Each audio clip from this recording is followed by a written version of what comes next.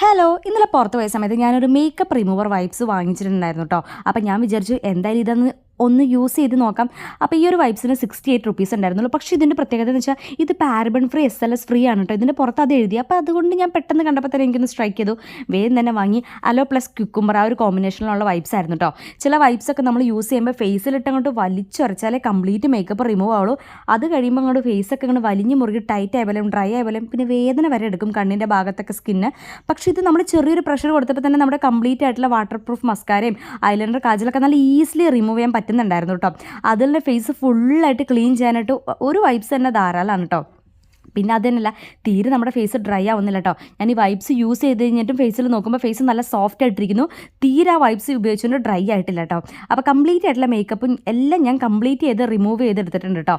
അപ്പോൾ വൈപ്സിൽ നോക്കിയിട്ടുണ്ടെങ്കിൽ അറിയാം. അപ്പോൾ വീഡിയോ ഇഷ്ടപ്പെട്ടാൽ നിങ്ങൾ ലൈക്ക് ചെയ്യാനും ഷെയർ ചെയ്യാനും ചാനൽ സബ്സ്ക്രൈബ് ചെയ്യാനും മറക്കണ്ട. ബൈ.